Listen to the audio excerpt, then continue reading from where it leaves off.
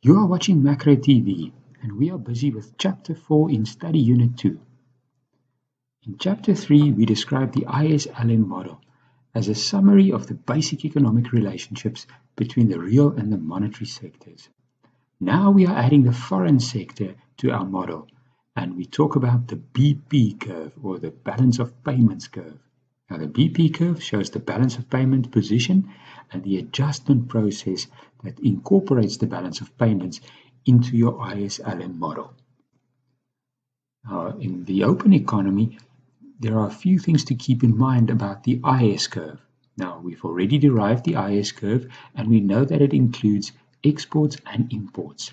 We know that the IS curve shifts due to changes in exports and imports that are not caused by a change in interest rate or a change in income. So, for example, if there's an upswing in the US economy, that would count. Also, the IS curve can change if consumption, government spending, or investment changes exogenously. Now, examples, as I've just mentioned, an upswing in the US economy would increase South African exports, and the IS curve moves towards the right. If the balance of payments is in a surplus position, that would cause the rand to appreciate. Remember, a balance of payments surplus means that there is money flowing into the economy, there is a demand for rand, and then the rand appreciates. Exports will decrease because they've become more expensive. Imports will increase because they have become less expensive when the rand appreciates. And this difference between exports and imports, the net import exports, will decrease, and the IS curve will shift to the left. These are a few examples that we'll use later on when we explain shocks to the macroeconomy. The LM curve you're also familiar with from Chapter 3, and in the open economy, it can shift due to changes in money supply. External influences that can shift the LM curve would be, for example, a balance of payments surplus, which means that there's a net inflow of foreign capital, increasing the money supply and moving the LM curve to the right. The deficit has an opposite story. There's an outflow of foreign capital, the money supply decreases, and the LM curve shifts to the left. Now, the BP curve shows all the combinations of income and interest rates that are consistent with the conditions for balance of payments equilibrium when the external sector is in equilibrium. So it's a summary curve that adds the external sector, exports, imports, capital flows, and the whole balance of payments to our model where we have interest rates and income on the axes. Balance of payments, or the BP curve, is derived by showing equilibrium points in the external sector. We'll show them in a moment. You can just take note. Points on the BP curve indicate where the balance of payments is in equilibrium. Points above the BP curve indicates a surplus, and points below indicate a deficit on the balance of payments. So the BP curve, as you can see, has a positive and upward slope, and the derivation is as follows. Okay, suppose that there's a balance of payments equilibrium at interest rate R0 and income Y0, and that gives you an external sector equilibrium point, R0, Y0. So that's our starting point. Now, for some reason, there's an increase in income. Now, you know that there are many possible drivers of this, but we don't go into that at the moment. We just say, suppose there's an increase in income. What happens? So income would move out to Y1.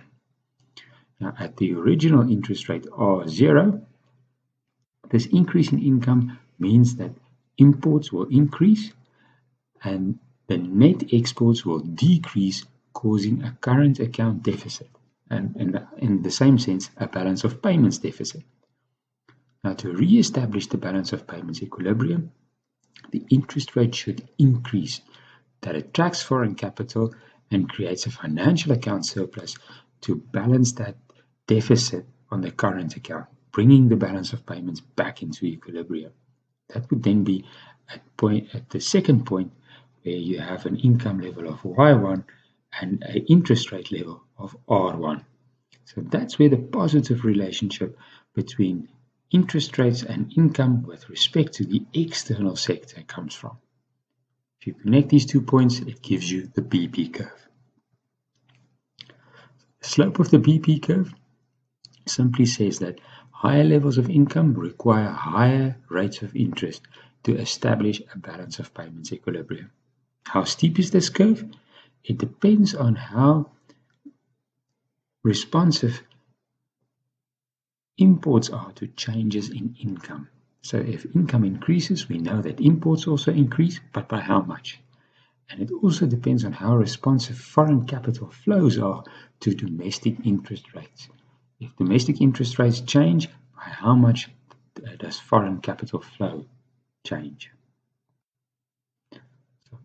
I've already mentioned this, but it's an important one to take note of. Points above, and you could say above and to the left of the BP curve, indicates that there's a BOP surplus. So interest rates are too high for equilibrium, attracting more capital than is required to match the current account position. At points below the BP curve, there's a balance of payments deficit.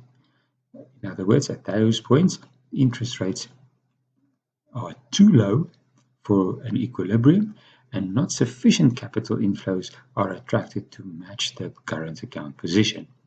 All the points on the BP curve indicate an equilibrium in the external sector, the balance of payments value equal to 0. The BP curve as a whole can shift as well, so these causes can be changed, can depend on the effects of the current account and the financial account. So if there's an exogenous change in exports or there's some shock to the exchange rate, that can shift the whole BP curve. So if the balance of payments position improves, the BP shifts to the right. If it weakens, the BP shifts to the left. In conclusion, we now have an ISLSBP graph, and the basic model of the macroeconomy is complete. We can use it to explain shocks or policy changes and the impact of that on the economy. There are 6 scenarios that we'll explain in the following videos. Stay tuned.